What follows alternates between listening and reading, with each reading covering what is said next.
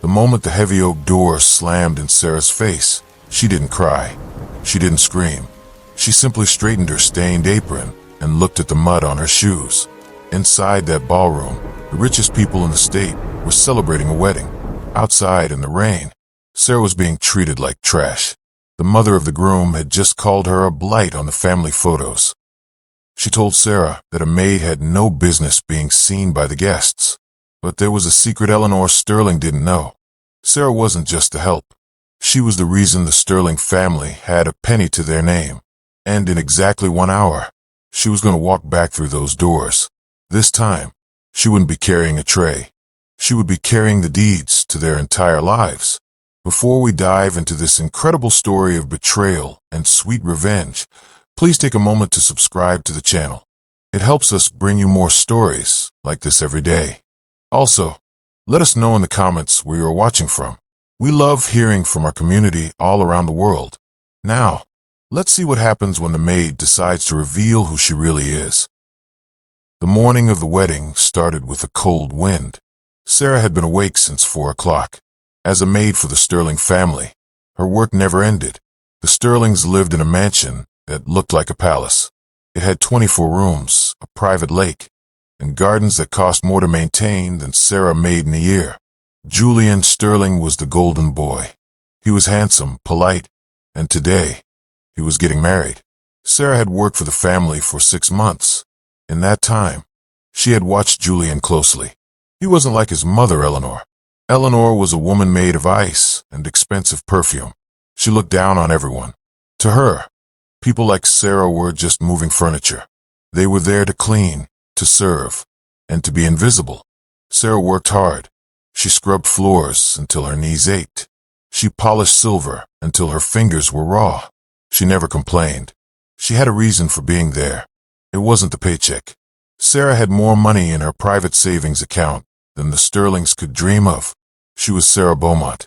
She was a billionaire who had built a tech empire from nothing. But she was also a woman looking for her lost history. 25 years ago, 2 children were left at an orphanage, a boy and a girl. They were separated. The boy was adopted by a wealthy family. The girl was left behind. Sarah had spent years searching for her brother. Her investigators finally found him. His name was Julian Sterling. Sarah didn't want to just show up and demand his love. She wanted to know who he was. She wanted to know if the family that raised him was good. So, she took a job as their maid. She went undercover. She wanted to see the truth behind the polished gates. The wedding day was chaos. Eleanor was screaming at the florists. She was insulting the caterers. Sarah was tasked with keeping the bride's dress pristine. The bride was a woman named Tiffany. Tiffany was exactly like Eleanor. She was beautiful on the outside, but her heart was full of thorns. "Maid, where's my lemon water?" Tiffany barked. Sarah brought the glass. She moved quietly. She kept her head down. "It's too warm," Tiffany snapped. She poured the water onto the floor. "Clean it up and stay out of the way. I don't want your dark skin ruining the lighting in my prep room. It messes with the white balance of the cameras." Sarah felt a sting in her chest. It wasn't the first time she had heard such things, but it hurt more today. Today was supposed to be a celebration of love. Instead, it was a display of cruelty. Sarah knelt and wiped the water from the marble floor. She looked up and saw Julian standing in the doorway. He looked uncomfortable. "Tiffany, that was unnecessary," Julian said softly. "Oh, hush, Julian," Tiffany laughed. "She's just a maid. She's used to it." "Right, Sarah." Sarah didn't answer. She finished her task and left the room. She saw Julian watch her go. There was a look of pity in his eyes. Sarah didn't want pity. She wanted a brother. As the ceremony approached, the mansion filled with the elite. Men in tuxedos and women in gowns worth thousands. Sarah was working the coat check. She was also running trays of champagne. She was exhausted, but she stayed focused. She wanted to see Julian take his vows. She wanted to be there for him, even if he didn't know who she was. The trouble started just before the procession. Eleanor Sterling was walking through the grand hall. She was checking every detail. She saw Sarah carrying a heavy tray of crystal glasses. At that moment, a young guest ran past. He bumped into Sarah. The tray tilted. 3 glasses fell and shattered on the floor. Champagne splashed onto the hem of Eleanor's custom silk gown. The silence that followed was terrifying. Eleanor looked down at her dress. Her face turned a deep shade of purple. She didn't look at the child who ran. She looked at Sarah. "You clumsy, useless girl," Eleanor hissed. Her voice was low but sharp. "I am so sorry, Mrs. Sterling," Sarah said. "A guest bumped into me. I'll clean it up right away." "You've ruined it," Eleanor screamed. The guests stopped talking. Everyone was looking. "This dress costs more than your life. I told you to be invisible. I told you to stay in the shadows." "It was an accident," Sarah tried to explain. Eleanor stepped forward. She grabbed Sarah by the arm. Her grip was tight and painful. "I don't care about accidents. I care about my son's wedding. You are a black mark on this entire event. Look at you. You're a maid. You're nothing. You don't belong in this house, and you certainly don't belong at this wedding." Julian appeared at his mother's side. "Mother, please. It's just a dress. We have others." "No, Julian," Eleanor snapped. "This is about standards. I won't have the help embarrassing us in front of the senator. Get her out of here. Now." "But she has nowhere to go until her shift ends," Julian whispered. "I don't care if she sleeps in the gutter," Eleanor yelled. She looked at the security guards. "Take this woman out. Throw her off the property. If I see her face again, I'll have her arrested for trespassing." The guards didn't hesitate. They were paid to follow orders. They grabbed Sarah's shoulders. They dragged her toward the back exit. Sarah didn't fight. She looked at Julian. He looked away. He was too afraid of his mother to stand up for a maid. That was the moment Sarah realized the truth. Julian had the Sterling name, but he didn't have a spine. And Eleanor had no heart at all. The guards shoved Sarah out into the rain. They locked the service gate. Sarah stood there for a moment. The rain soaked her thin uniform.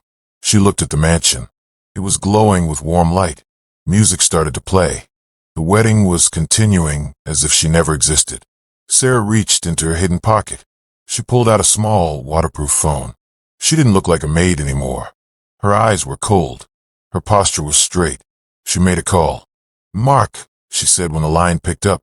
"It's Sarah. Bring the car to the main gate and call the legal team. I want the Sterling file opened. Everything.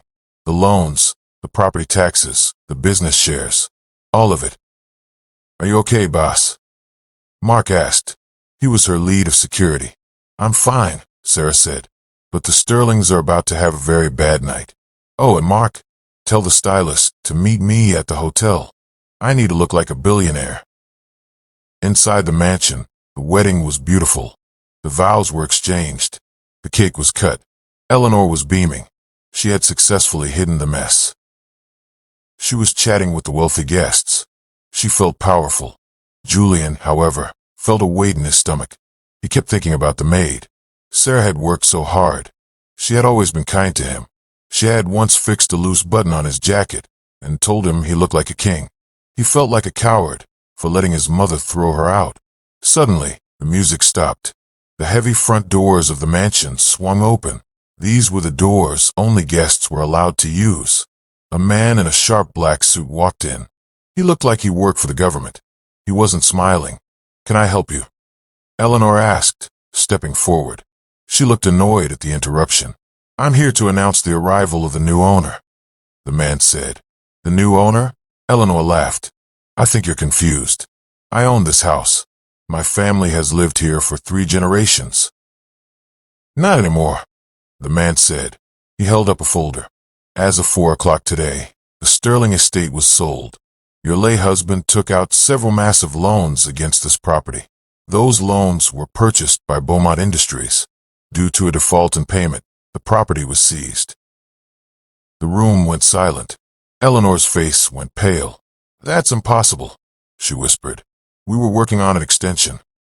"The extension was denied by the CEO," the man said, "and she is here to personally oversee the transition." The guests whispered. Everyone knew the name Beaumont. It was a name that meant power. It was a name that meant billions. A black limousine pulled up to the front steps. The rain had stopped. The moon was out. The car door opened. A woman stepped out. She was wearing a gown that made Tiffany's dress look like a rag. It was deep midnight blue, covered in diamonds. Her hair was styled perfectly. She wore a necklace that cost more than the mansion itself. She walked with her head high. She walked like she owned the world. Because she did. She walked up the steps and into the ballroom. Eleanor gasped. She stumbled back, clutching her pearls. "You," she breathed. It was Sarah. But it wasn't the Sarah who scrubbed floors. This was the real Sarah. Sarah walked into the center of the room. She didn't look at the guests. She looked at Eleanor. "I believe you told me I didn't belong here," Sarah said. Her voice was calm. It was like silk. "You told me I was a blight on your photos. You told me to sleep in the gutter." Julian stepped forward. His eyes were wide. "Sarah, what is this? How?" Sarah looked at him. There was sadness in her eyes, but also strength. "Hello, Julian," she said. "I'm sorry I had to meet you this way. I wanted to see who you were. I wanted to see if you were my brother." The room gasped.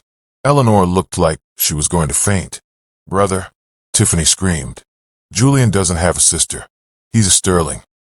"Julian was adopted," Sarah said. She looked at Eleanor. "You knew that, didn't you, Eleanor? You knew he had a sister. You were the one who made sure the orphanage kept us apart. You wanted a son, but you didn't want the baggage of a daughter from the same background." Eleanor shook her head. "I don't know what you're talking about. You're a liar. You're just a maid trying to steal our fortune." Sarah signaled to Mark. He handed her a piece of paper. "This is a DNA test," Sarah said. "I took a sample of Julian's hair from his coat weeks ago. We are a 99% match. And this," she held up another paper, "is the deed to this house. And this is the contract for Sterling Holdings. I bought your family's company this morning. You are currently standing in my house. You are drinking my champagne.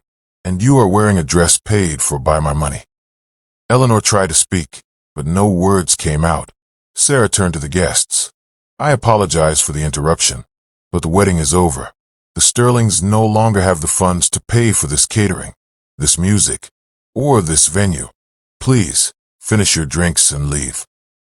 The guests didn't need to be told twice. They smelled the scandal. They scrambled for the exits.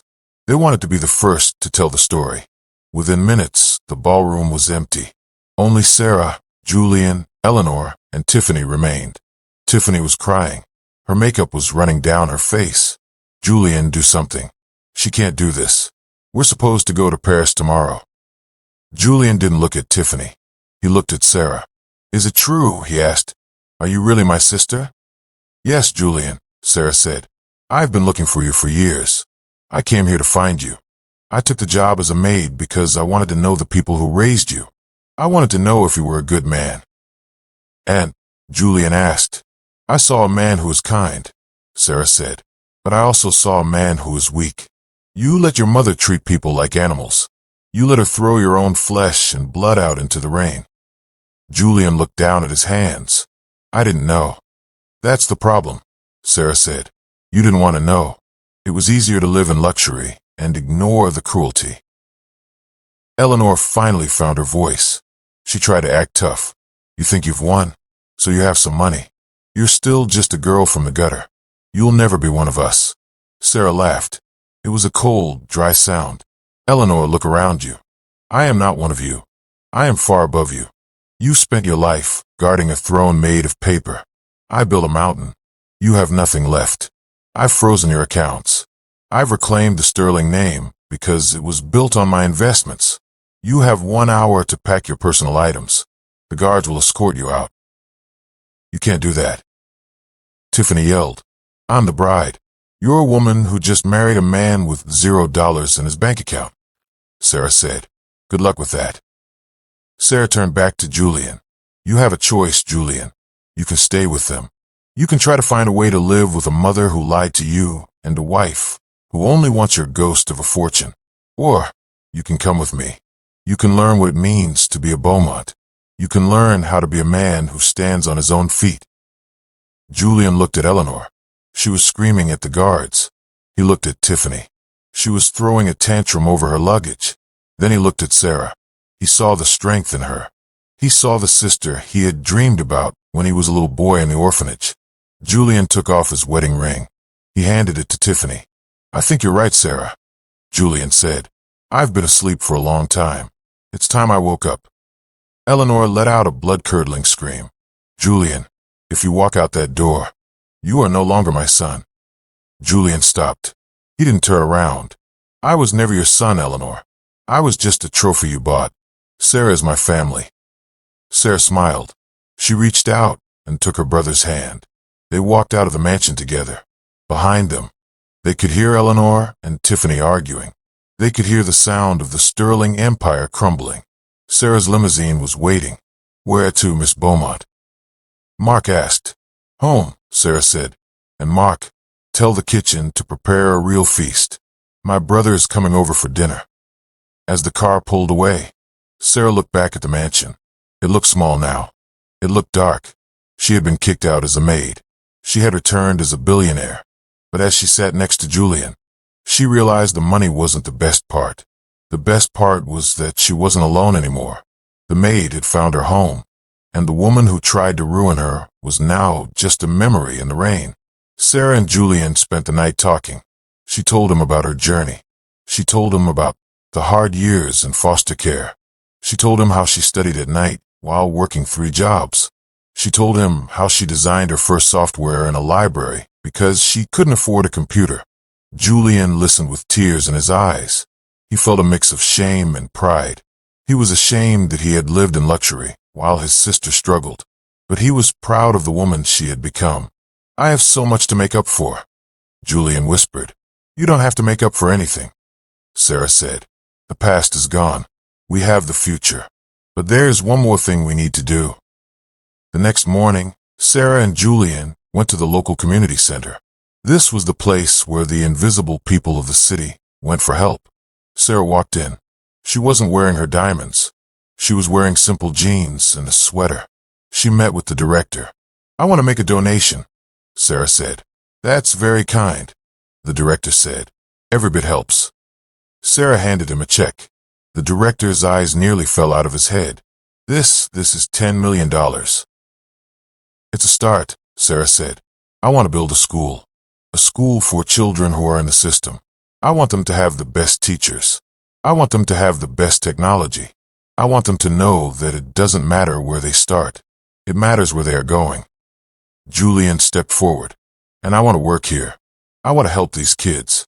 I've spent my life being served. It's time I started serving others." Sarah hugged her brother. Meanwhile, Eleanor Sterling was sitting in a small, cheap motel room. Her silk dress was wrinkled.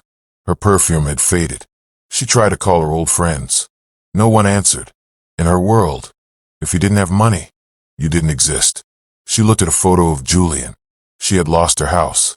She had lost her status. But for the first time, she felt the weight of what she had really lost. She had lost a son who truly loved her, all because she couldn't see the value in a maid. Tiffany didn't stay long. Once she realized the money was truly gone, she filed for divorce. She tried to sue Sarah, but Sarah's lawyers were the best in the country. The case was laughed out of court. Tiffany ended up working at a department store, selling the very dresses she used to buy. Sarah's story spread throughout the city. It became a legend. People started calling her the Billionaire Maid. But Sarah didn't care about the labels. She continued to run her empire with a fair hand. She made sure every employee in her company was treated with respect. She made sure no one was ever invisible. Every year on the anniversary of the wedding, Sarah and Julian would have a small dinner. They wouldn't go to a fancy restaurant. They would cook at home. One evening, as they sat on the porch of Sarah's new home, a place filled with light and laughter, Julian looked at her. "Do you ever regret it?" he asked, "taking that job as a maid?" Sarah looked at the stars. She thought about the cold rain. She thought about the slamming doors. "No," she said. "If I hadn't been the maid, I never would have seen your heart, and I never would have found the strength to take back what belonged to us." She took a sip of her tea and smiled. Sometimes, you have to be at the bottom to see who truly belongs at the top. And as the sun set over the city, the maid and her brother sat in the quiet peace of a family finally reunited. They had everything they ever needed. not because of the billions in the bank, but because they finally knew who they were. The Sterling name was gone, but the Beaumont legacy was just beginning, and it was a legacy built on kindness, hard work, and the knowledge that every person, no matter their job, deserves to be seen. Thank you so much for watching this story to the end. It's a powerful reminder that we should never judge someone by their position in life. You never know who is behind the uniform. If you enjoyed this story, please give this video a thumbs up. It really helps the channel grow. Don't forget to hit that subscribe button and ring the bell so you never miss an update. And remember, tell us in the comments where you are watching from. We love reading your messages. Have a wonderful day, and we will see you in the next story.